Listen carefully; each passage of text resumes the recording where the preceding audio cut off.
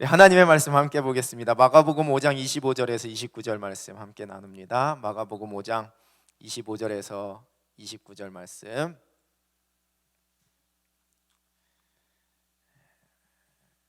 마가복음 5장 25절에서 29절 말씀을 저와 여러분이 한 절씩 교독하겠습니다. 12해를 혈루증으로 앓아온 한 여자가 있어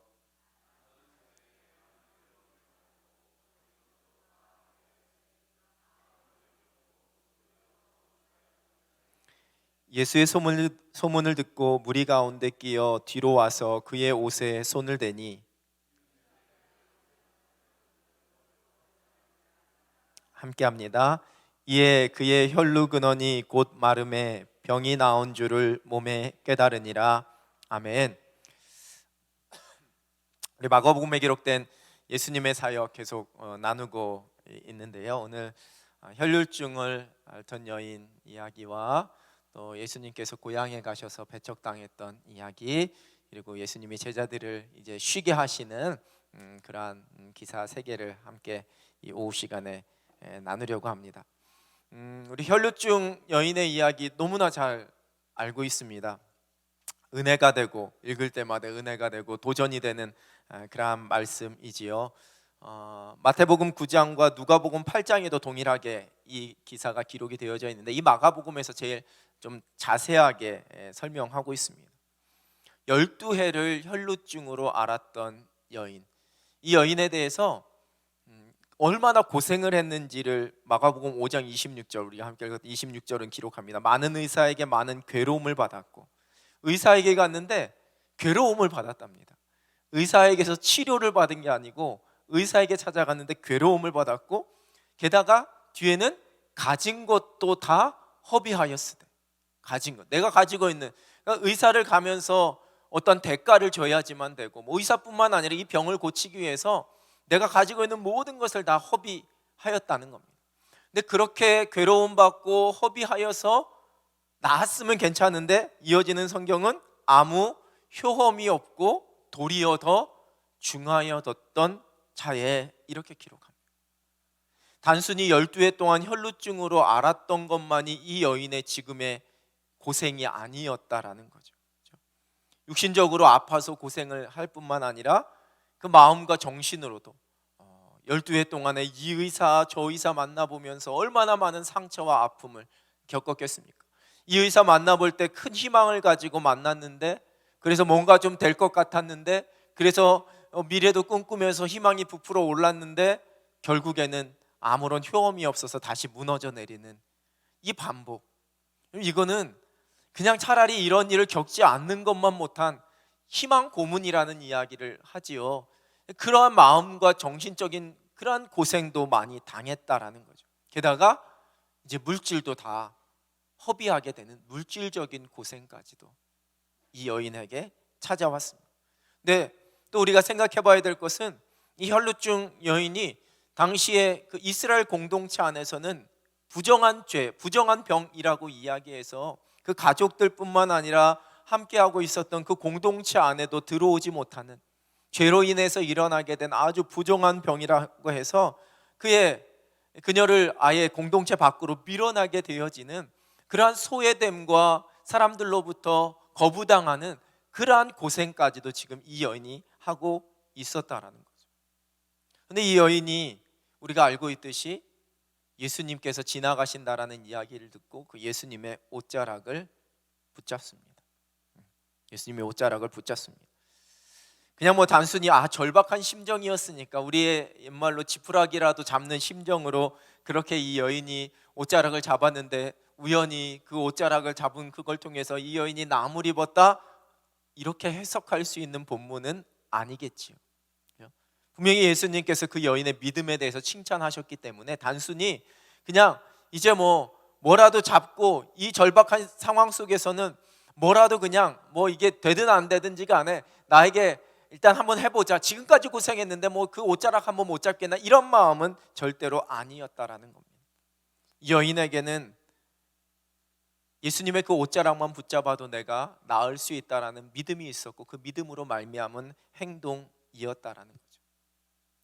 오늘 성경은 이 여인이 치유를 받는 과정을 정확하게 이야기를 서술을 하고 있습니다. 5장 27절을 보면 예수의 소문을 듣고 이렇게 시작합니다. 예수의 소문을 듣고.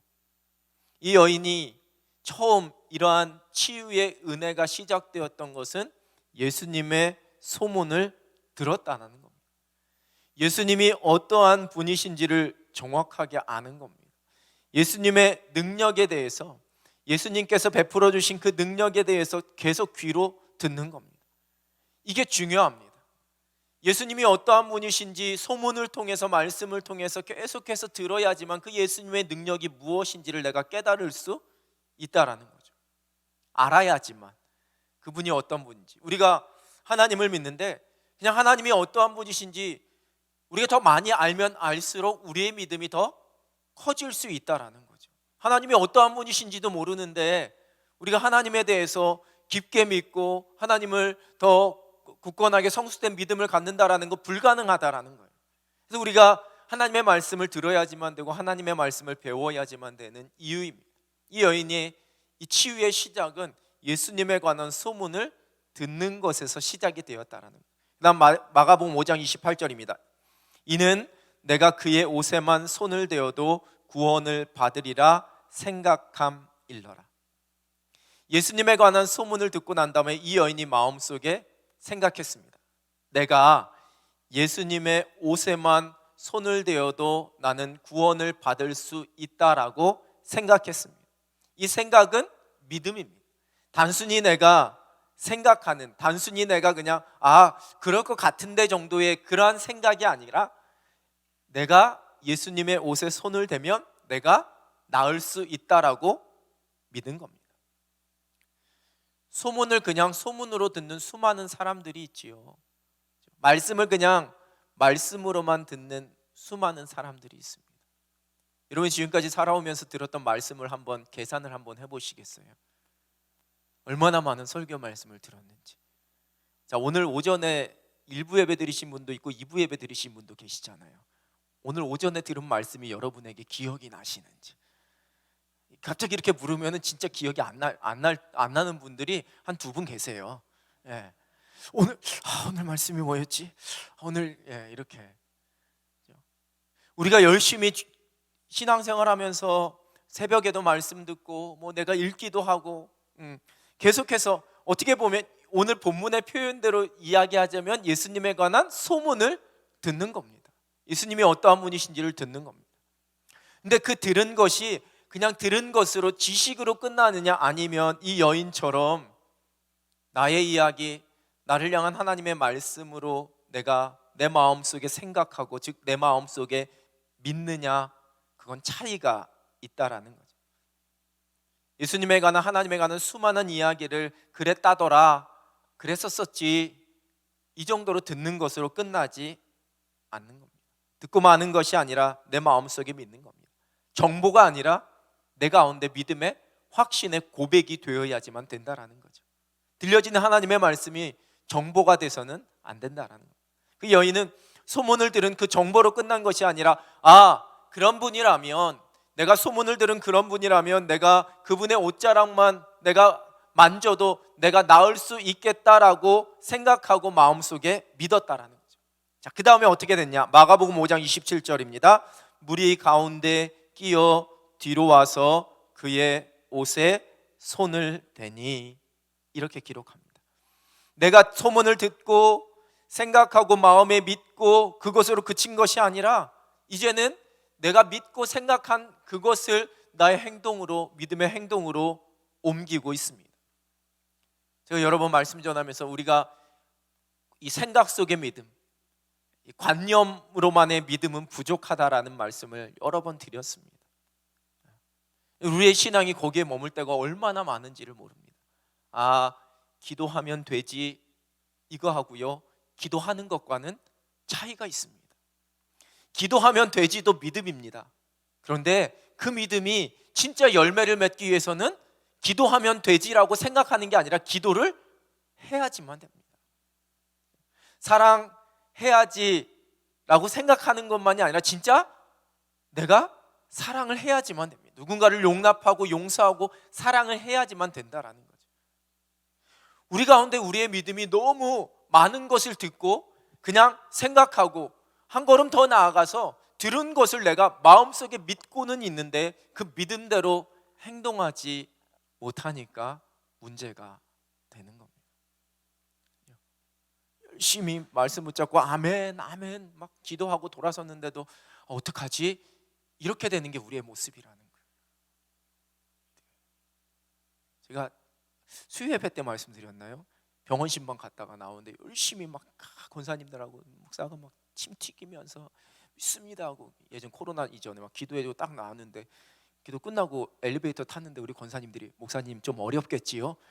그럼 목사 보고 어떻게 하라고요?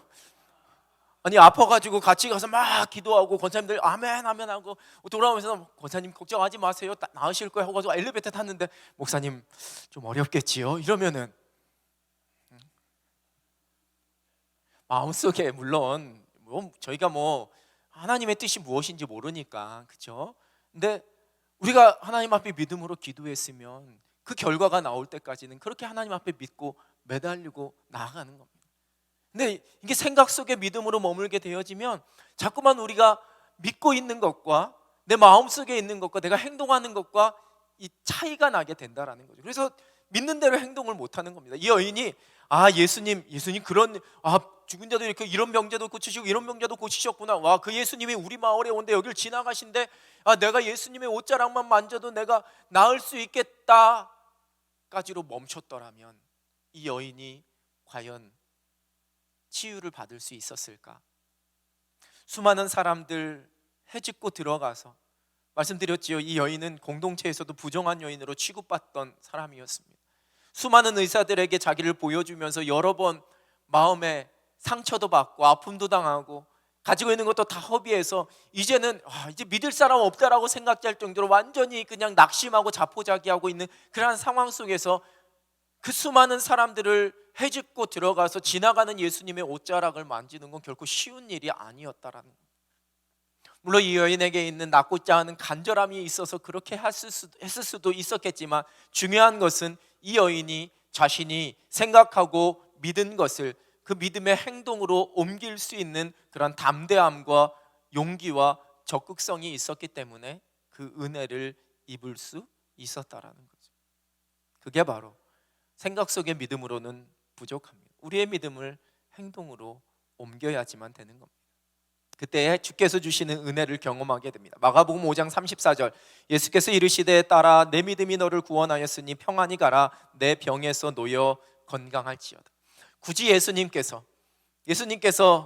능력이 나가서 그 여인이 고침받은 것을 알고 계셨는데 굳이 이 여인에게 예수님께서 사람들 앞에 이 여인을 드러내신 이유, 이러한 일이 일어났다라는 것을 드러내신 이유, 그것은 이 여인에게 중요한 것은 그 육신의 질고가 낫는 것으로 끝나서는 안 된다라는 걸 예수님께서 알고 계셨기 때문입니다.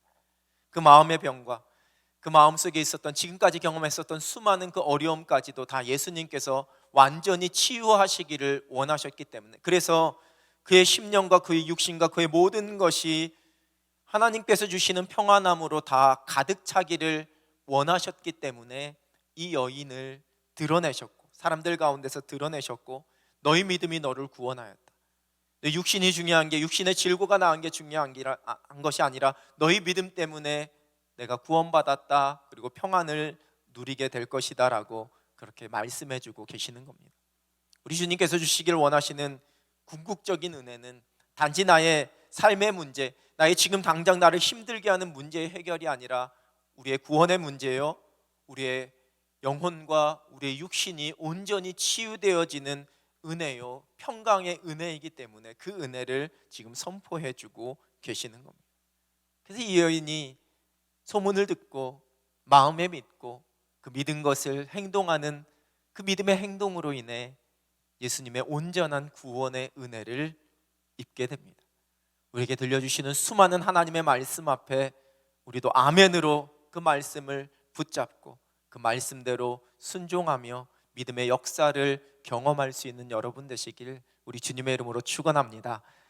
이제 예수님께서 고향으로 가십니다. 마가복음 6장 1절 6절로 한번 볼까요? 마가복음 6장 1절입니다. 예수께서 거기를 떠나 고향으로 가시니 제자들도 따르니라. 거기는 가버나움입니다.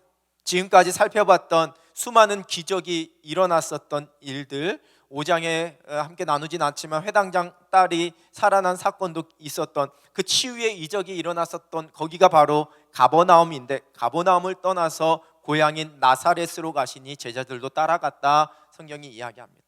이 가버나움에서 나사렛까지는 그렇게 긴 거리가 아니었습니다. 먼 거리가 아니었습니다. 제자들과 함께 그곳에 갔는데 예수님께서 환영받지 못하셨습니다.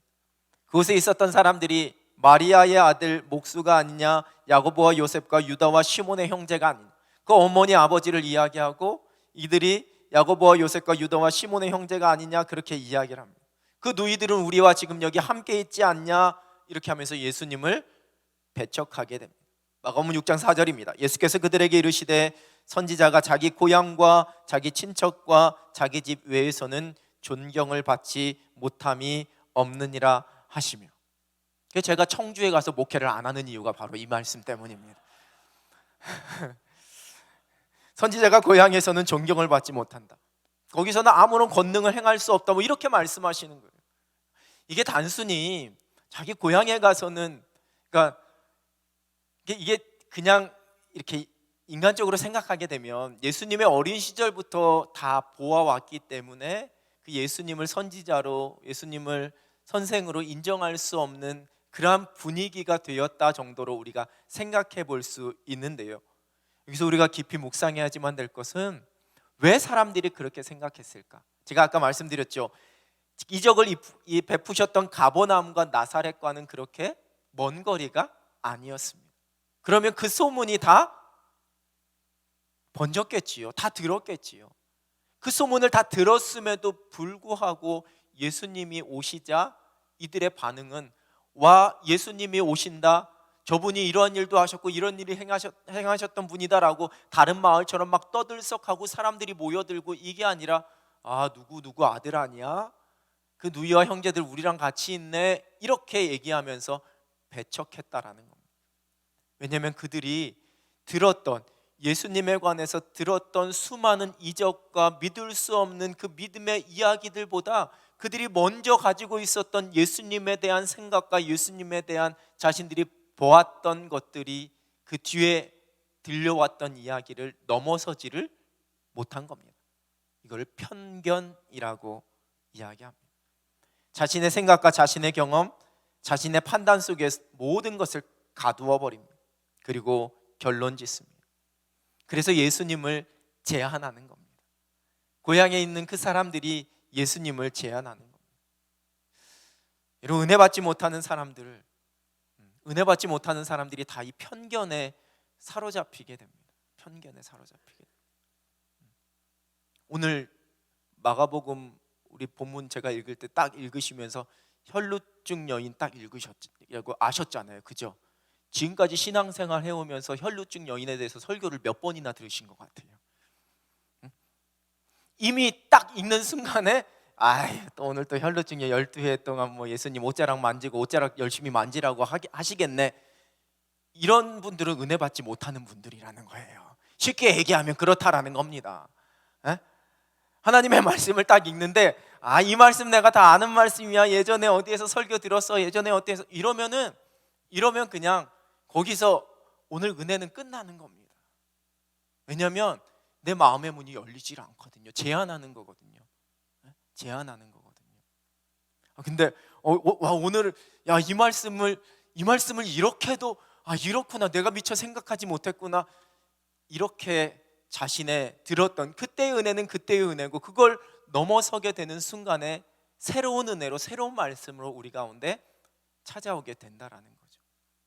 제가 이 전무한 은혜라는 말을 참 좋아합니다. 기도할 때, 우리 수련회나 뭐 이렇게 할 때 전무한 은혜를 경험하게 해달라고 가끔 기도할 때가 있습니다. 근데 이게 좀 듣기 거북하셨던 분들이 계신가 봐요. 왜 전무한 은혜냐고. 근데 제 나름대로는 전무한 은혜는 말 그대로 전무잖아요. 전에 없었던 은혜잖아요. 그죠? 전에보다 더 큰 은혜를 사모하는, 그죠?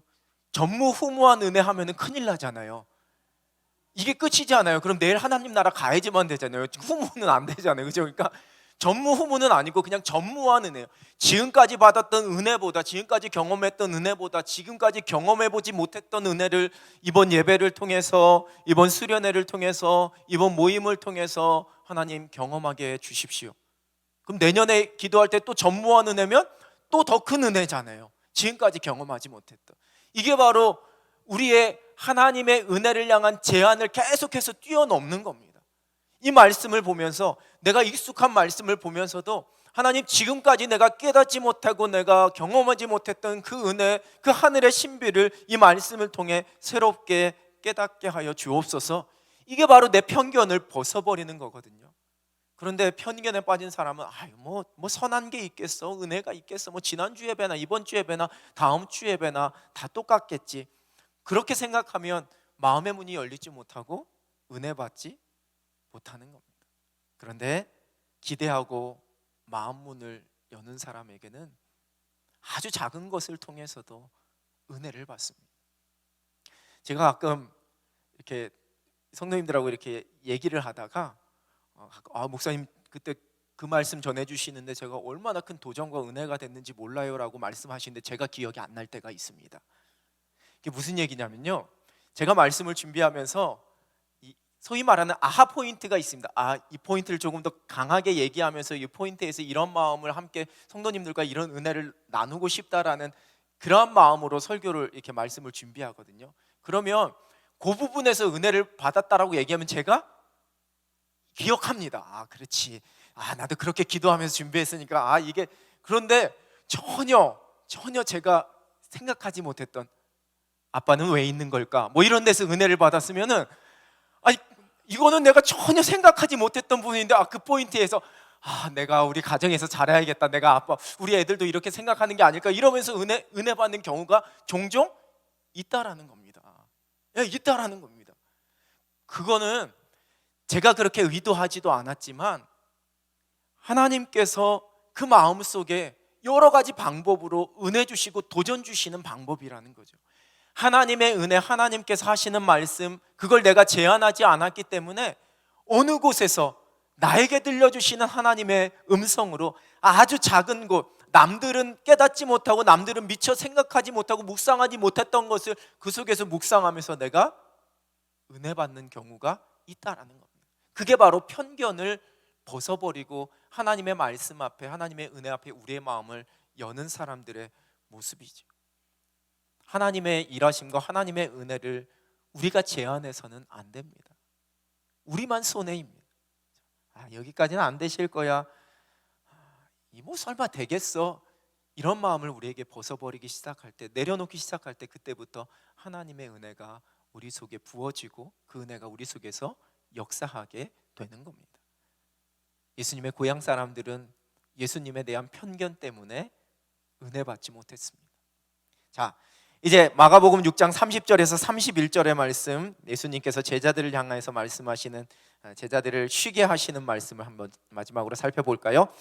이제 예수님께서 사역을 다 베푸시고 난 다음에 제자들을 파송하십니다. 제자들에게 전도 여행을 보내셔요. 파송해서. 그러니까 전도 여행을 딱 마치고 돌아와서 제자들이 막 헐레벌떡 막 전도 보고를 하고 있습니다.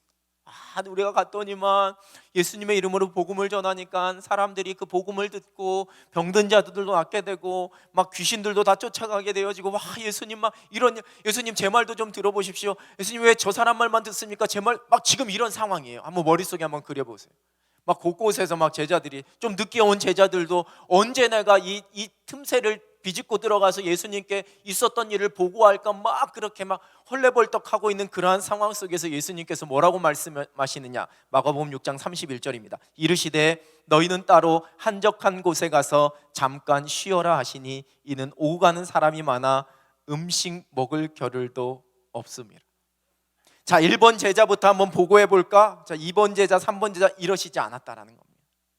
그들은 막 흥분해서 전도여행 갔다 와서 막 쉬지도 않고 예수님한테 있었던 일을 막 얘기하려고 하는데, 얘들아 잠깐만, 자, 너희 따로 가서 한적한 곳에 가서 잠깐 쉬어라 이렇게 말씀하신다. 막 몰아치시는 게 아니라 잠시 멈추고 쉬라고. 제자들이 어떠했을까요, 여러분? 예수님께서 막 제자들 막 그렇게 얘기하려는 제자들 잠깐 가서 쉬고 와라고 얘기했을 때 제자들이 가서 쉬면서 어떠한 은혜를 경험했을까요? 이건 단지 육체적인 쉼뿐만 아니라 막 흥분해서 자신의 사역을 이야기하려던 제자들이 자신의 사역도 자신의 모습도 돌아보는 시간도 가졌을 것입니다. 정신없이 뛰면서 발견하지 못했던 그 은혜도 다시 묵상하면서 깨닫게 되었을 겁니다. 우리의 삶 속에 이러한 쉼이 때로는 필요합니다. 웨이노우츠라는 목사님은 우리에게 쉼이 없는 삶은 탐욕이 가져다주는 불가피한 부산물 이렇게 표현했습니다. 우리의 많은 욕심이 우리를 쉬지 못하게 만든다라는 거죠. 사역도 마찬가지입니다. 사역에서도 잠깐 쉼이 필요합니다. 이 말에 용기 얻어서 목사님 저 내년에는 찬양대 안 할 거예요 이렇게 얘기하는 그런 쉼은 아닙니다. 그런 쉼은 아니고요. 하나님 앞에서 내가 일에 쫓기는 것이 아니라 하나님의 은혜 앞에서 내 자신을 돌아볼 수 있는 그러한 쉼이 필요하다라는 거죠. 쉼이 없는 사람은요, 하나님의 열심이 아니라 내 열심으로 살아가는 사람들입니다. 내 열심으로 살아가다 보면 내가 지치게 되고 내가 그 속에서 하나님의 은혜를 발견하지 못하고 그것을 잊어버리게 되는 겁니다. 쉼이라는 것은 하나님께서 우리에게 보여주신, 하나님께서 친히 먼저 보여주신 것이 바로 쉼입니다. 창세기 말씀에 안식으로 되어져 있는 게 쉼하고 똑같은 의미입니다. 즉 창조의 질서라는 거예요. 쉼과 안식은. 우리 가끔 가게나 이런 데 보면 주일은 쉽니다 이렇게 써 있잖아요. 그럼 여러분들 무슨 생각하세요? 아, 이분들 교회 다니는 분들이구나. 단순히 교회 다니는 분들이 아니라 진짜 신앙이 좋은 분들이죠. 왜냐? 창조의 질서대로 살아가시는 분이니까. 주일이 꼭 주일이라서가 아니라 일주일에 한 번 그렇게 쉬시는 분들이 창조의 질서를 아시는 분이다. 그렇게. 근데 이게 또 너무 율법적으로 되면 안 되죠. 율법적으로 되면 아주 엄격한 교단에서는 주일날은 진짜 쉬어야지만 된다고, 짜장면도 못 사 먹고 저렇게 뛰어놀면 큰일 납니다. 이렇게 뭐 떡볶이 하고 이런 건 큰일 나고, 그죠? 그렇게 엄격한 교단도 있는데 이게 율법적으로 그냥 모든 걸 다 내려놓는 그러한 쉼을 말하는 건 아니고요. 하나님 앞에서 내 자신을 돌아보게 되어지는, 내가 하나님 앞에 다시 한번 영적으로 재충전을 받는 의미로서의 쉼을 의미합니다. 설교 시간에 한번 소개해드렸던 해민 스님의 책이 있죠. 멈추면 비로소 보이는 것들이라는 책. 또 꾸미는 책마을에서 사진은 마시고요. 또 해민 스님 책을 또 우리 꾸미는 책마을에 딱 갖다 놓고 그 옆에 또 성철 스님 책도 갖다 놓고 그러면 또 좀 곤란하잖아요. 저도 안 샀습니다. 목사가 또 스님 책 사기에는, 스님이 목사 책도 안 사는데 목사가 스님 책은 살 수 없기 때문에 저도 그냥 서서 읽었는데, 멈추면 비로소 보이는 것들, 힘들면 한숨 쉬었다가요, 사람들에게 지어 상처받고 눈물 날 때, 그토록 원했던 일이 이루어지지 않았을 때, 사랑하던 이가 떠나갈 때 우리 그냥 쉬었다가요, 나는 나를 둘러싼 세상이 참 바쁘게 돌아간다고 느낄 때 한 번씩 멈추고 묻는다. 지금 내 마음이 바쁜 것인가 아니면 세상이 바쁜 것인가? 내가 없어도 세상은 잘만 돌아갑니다. 놓으세요. 나 없으면 안 될 거라는 그 마음. 아멘 안 하셨죠? 네. 스님이 쓴 책에 쓰여져 있는 내용이에요. 일반 사람들이 생각하는 그냥 쉼과 우리가 성경에서 이야기하고 있는 쉼과 어떠한 차이가 있을까? 세상 사람들도 쉼에 대해서 이야기해요. 안식해야지만 된다, 쉬어야지만 된다라고 이야기를 해요. 자, 성경에서는 안식을 뜻하는 히브리어가 샤바트라는 단어, 창세기에서 나오는 샤바트, 그러니까 하나님께서 안식하셨다라는 뜻의 단어를 사용하고 있고요. 헬라어로는 아나파우라는 헬라어 단어를 쉼으로 표현하고 있어요. 둘 다 멈춤이라는 의미가 있어요. 멈춤, 멈추다. 멈추다. 쉼과 멈추는 것이 같다라는 거예요. 쉼은 잠시 멈추는 건데요, 이 멈추는 게 무언가를 열심히 하다가 실패해서 어쩔 수 없이 멈추게 되는, 중단되는 것이 아니라 완벽한 마무리로서의 멈춤입니다. 하나님께서 세상을 창조하시고 난 다음에 안식하셨다. 다 완전하게 창조가 이루어지고 난 다음에 잠시 멈추셨다라는 겁니다. 또한 이 멈춤은 그만두는 것으로서의 멈춤이 아니라 새로운 도전과 창조를 위한 멈춤입니다. 새로운 것을 도전하고 새로운 것을 만들어내고 새로운 것을 시도하기 위해서 잠깐 멈추는 것을 성경에서는 쉼이라고 이야기합니다. 예수님께서 분주한 사역 가운데 새벽 미명에 한적한 곳에 가셔서 기도하셨던 것이 곧 멈춤이고 쉼이었습니다. 십자가를 지시기 전에 겟세마네 동산에 가셔서 기도하셨던 것이 곧 멈춤이고 쉼이었습니다. 무언가 내가 의도했던 대로 이루어지지 않아서 멈추고 쉬는 것이 아니라 모든 것을 다 이루고 난 다음에 또한 새로운 것을 행하시기 위해서, 새로운 일을 행하시기 위해, 새로운 사역을 행하시기 위해, 하나님의 일을 행하시기 위해 예수님께서 잠시 멈추고 쉬셨던 것이 바로 한적한 곳에서 기도하셨던 것이고 겟세마네 동산에서 기도하셨던 겁니다. 하나님 앞에서 잠시 우리가 이러한 멈춤을 가질 때에, 그때에 우리가 하나님의 마음을 깨달을 수 있고 다시 한번 하나님을 바라볼 수가 있는 겁니다. 우리의 고민과 우리의 염려가 잠시 하나님 앞에서 멈춰야지만 됩니다. 그때 우리가 기도할 수 있습니다. 하나님께서 우리에게 염려하지 마라 라고 말씀하시는 것은 멈춰라 라는 말씀입니다. 우리의 머릿속에서 끊임없이 계속해서 연상되고 찾아오게 되어지는 그러한 염려를 잠시 스탑, 멈추는 것, 그리고 하나님께서 하실 일을 기대하는 것, 그것이 성경에서 이야기하는 멈춤이고 쉼입니다. 우리가 살아왔던 삶을 잠시 멈추고 돌아보는 것, 그것이 바로 주일입니다. 일주일 동안 열심히 삶의 자리에서 살아가시다가 주일날 오셔갖고 잠시 그 삶의 자리를 멈추는 겁니다. 그리고 이 쉼의 자리에서 하나님의 은혜를 경험하고 나에게 말씀하시는 하나님의 음성을 듣는 겁니다. 그러니 우리가 예배드리는 이 거룩한 주일, 이 자리가 우리에게는 멈춤의 자리고 쉼의 자리가 되는 겁니다.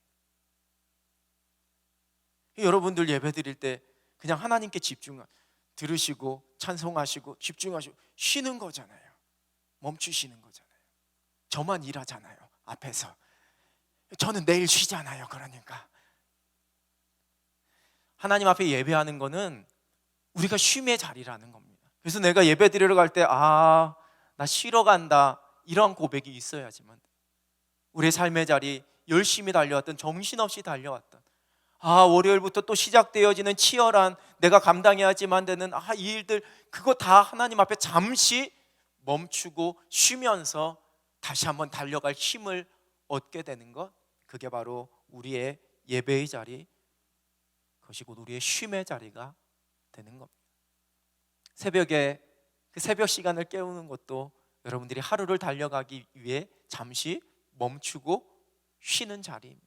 우리에게 그런 고백이 필요하다라는 거죠. 내가 열심히 사역하는 걸 그냥 잠깐 사역을 내려놓는 개념으로서의 멈춤과 쉼이 성경에서 말하는 안식이 아니라는 겁니다. 하나님 앞에서 우리의 모습을 되돌아보는 것. 예수님께서 제자들을 그렇게 쉬게 하셨습니다. 멈추게 하셨습니다. 그리고 자신을 돌아보고 하나님의 은혜에 다시 집중하게 하셨습니다. 여러분에게 이 예배의 자리가, 하나님 앞에 기도하는 자리가, 또 하나님 앞에서 말씀을 듣고 묵상하는 자리가 하나님께서 주시는 쉼과 멈춤, 그 안식을 누릴 수 있는 은혜의 자리가 되시기를 우리 주님의 이름으로 축원합니다. 날마다 주일날 와서 예배드리고 그 쉼의 은혜를 가지고 다시 한번 힘있게 또 한 주간을 늘 달려갈 수 있는 그런 행복한 믿음의 사람 되시기를 우리 주님의 이름으로 축복합니다. 기도하겠습니다. 하나님 아버지, 감사합니다.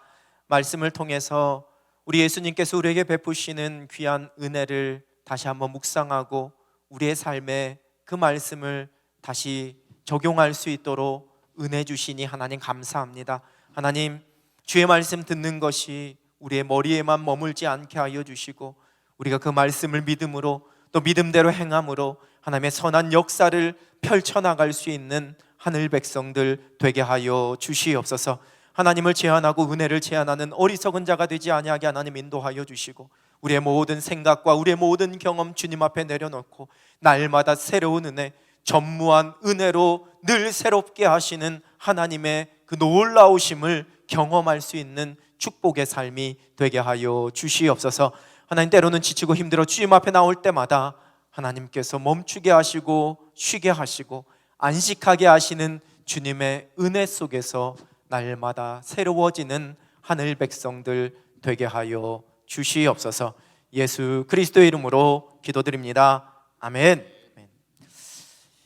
교회 소식, 우리 화요일 날 실버 야유회 잘 다녀오겠습니다. 여러분, 우리 좀 같이 기도해 주시고, 제가 이제 아무래도 우리 어른분들 모시고 또 혹시 복잡할까 해서 여러 가지로 안전하게 또 한 분도 좀 이렇게 당황스럽거나 이런 일 생기지 않고 잘 다녀올 수 있도록 그렇게 여러분들이 많이 기도해 주시고, 우리 수고해 주시는 우리 목양지원팀의 귀한 권사님들, 또 권사회장님과 또 권사님들 감사드리고, 또 가기 위해서 자치회에서 많이 후원해 주셨습니다. 너무 감사드립니다. 다음 주일 날은 어버이 주일인데 저희가 점심을 교회 오병이홀에서 같이 모든 어버이들을 함께 축복하고 격려하는 마음으로 같이 식사를 하려고 합니다. 나이 많으신 어르신들만이 아니고 모든 어버이들. 그러면 청년들은 먹으면 안 되나? 그래도 주죠, 뭐 그냥 나중에 예비 어버이니까, 그죠? 우리 모든 어버이들 교회가 같이 함께 서로 격려하고 축복하면서 그렇게 같이 식사 나누려고 합니다. 여러분들 다음 주에는 같이 식탁의 공동체 나눠주시고요. 벌써부터 다음 주 설거지 담당 안수 집사님들이 땅을 치면서 지금 걱정하고 계시는 것 같은데, 뭐 다 주님의 뜻이고 뭐 주님의 은혜고, 그러니까 다음 주 또 수고해 주실 우리 봉사위원회 귀한 권사님들께 감사드리고요. 다른 광고는 주보 해주시고, 오늘 수고해 주신 우리 교학교 부장님들, 또 선생님들, 또 여러 가지로 함께 애써주신 권사님들 너무 감사합니다. 아이들이 너무 행복하게 놀았고, 저 풋살장에서는 또 뭐 이 드론이랑 그 풋살장 안에서 드론하고 이 저쪽 옥상에서는 이 리모트 RC카 리모컨으로 이렇게 하는 차도 하면서 아주 아이들이 너무 재밌게 그렇게 뛰놀더라고요. 우리 그 아이들이 신앙의 좋은 추억을 잘 쌓아서 멋진 믿음의 거목들로 자라갈 수 있도록 그렇게 함께 기도해 주시면 좋을 것 같습니다. 우리 한번 같이 몇 가지 기도 제목 가지고 같이 기도하고 예배 마칠까요? 우리 이 시간 기도할 때 한 주간 하나님의 손에 맡겨드리면서 같이 기도합니다. 우리 한 주간의 우리의 삶을, 또 우리의 자녀들, 우리의 가정을 하나님께서 은혜 가운데 지켜달라고, 평안함 가운데 붙잡아달라고 맡기면서 기도합니다. 교회 한 주간의 사역들을 하나님 앞에 맡겨드리면서, 특별히 실버 야유회 가운데 하나님께서 또 좋은 날씨로 또 평안하고 안전한 여정으로 함께 해주셔서 우리 믿음의 귀한 어르신들, 교회를 위해, 가정을 위해, 또 이 나라를 위해 많이 애쓰고 헌신하고 수고하며 또 여전히 뒤에서 기도로 헌신하고 있는 우리 귀한 어르신들이 잠시나마 하나님 앞에서 위로함 받고 행복을 누리고 기쁨을 누릴 수 있는 그런 시간 되게 해달라고 우리 그날 모든 일정을 위해서 하나님 앞에 기도합니다. 또 그날 이루어지게 되는 우리 이웃사랑, 우리 임의용 봉사 사역 위해서도 같이 우리 함께 기도해 주시길 바랍니다. 우리 남해교회 연약한 자들 위해서 기도합니다. 특별히 이규호 집사님 계속 치료 중에 있습니다. 위해서 기도합니다. 우리 황교아 집사님도 몸이 좋지 않아서 병원에 치료하고 있습니다. 위해서 기도합니다. 여러분들 알고 계시는 연약한 분들, 육신의 약함을 갖고 있는 분들 우리 위해서 같이 기도합니다. 이 나라를 위해서도 우리 잠시 한번 하나님 앞에 맡겨드리면서 같이 기도하는 시간 갖겠습니다. 함께 기도하겠습니다. 하나님 아버지, 우리가 하나님 앞에 믿음 붙잡고 한 주간을 또 맡겨드립니다. 하나님의 은혜와 평강 가운데 살아가기를 소원하며 하나님께서 이루실 일들을 마음껏 기대하며 맛보며 살아가는 한 주간이 되기를 소원하며 하나님 앞에 기도합니다.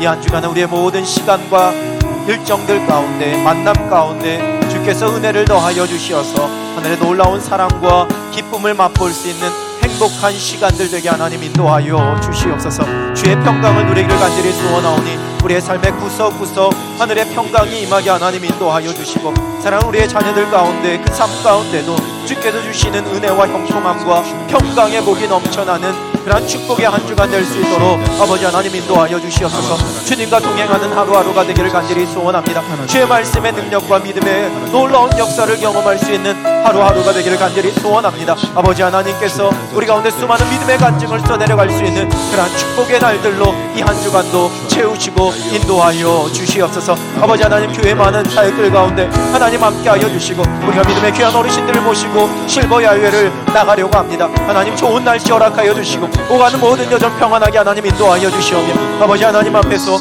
위로받고 다시 한번 새 힘을 얻을 수 있는 우리 귀한 분들 될 수 있도록 주님 인도하여 주시옵소서. 수고하며 애쓰며 준비하는 모든 주의 여정들을 하나님께서 기억하여 주시고 그 모든 수고 가운데 하나님의 좋은 것을 하나님의 은혜로 채워주시어서 그 기쁨으로 감당할 수 있는 귀한 분들 되도록 주님 인도하여 주시옵소서. 우리 교회가 그동안 하지 못했던 이 미용사역 우리 다시 시작하려고 합니다. 아버지, 도움이 필요하고 사랑이 필요한 많은 자들 우리 가운데 보내주시고 우리가 마음을 다하여 기도하며 축복하며 그들을 섬길 때에 아버지 귀한 그리스도의 사랑이 이를 통해서, 이를 통로를 통하여서 함께 전해질 수 있는 은혜의 시간이 될 수 있도록 아버지 하나님 인도하여 주시옵소서.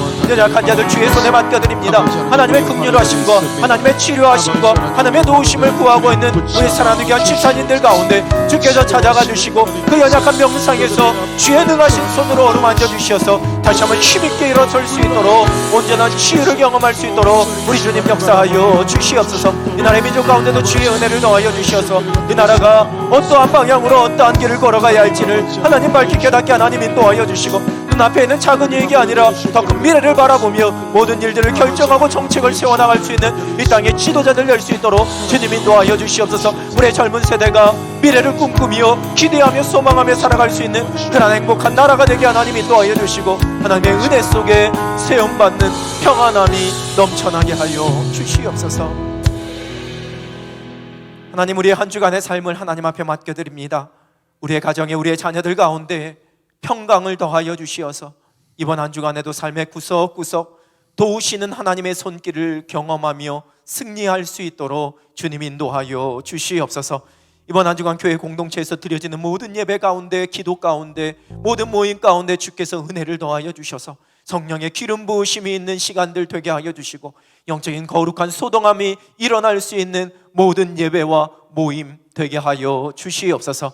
특별히 실버 야유회로 우리가 잠시 하나님께서 주신 자연 속에서 쉼을 누리고 함께 교제하려고 합니다. 하나님 앞에 또 교회를 위해서, 가정을 위해서, 나라를 위해서 많이 애쓰고 수고하시며 달려왔던 우리 귀한 믿음의 어르신들이 이 하루 잠시 위로받고 기쁨을 누리고 쉼을 누리기를 소원하오니 하나님 좋은 날씨 주시고 오가는 모든 길 안전하게 지켜주시어서 하늘의 행복으로 마음껏 즐거워하는 복된 한 날 되게 하여 주시옵소서.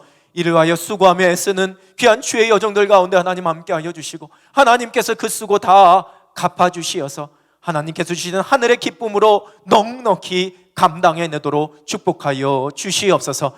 교회가 다시 임용 봉사사역 시작합니다. 하나님, 우리 교회가 이 지역사회 속에서, 이웃들 속에서 선한 영향력, 좋은 이웃이 되기를 소원하오니 이 사역을 통해 이 아름다운 열매를 맺게 하여 주시옵소서. 이 나라의 민족에도 평강을 더하여 주시오며 하나님, 먼 미래를 바라보며 하나님 젊은 세대들이 함께 기대하고 꿈꾸며 소망할 수 있는 그러한 나라로 세움받게 하여 주시옵소서.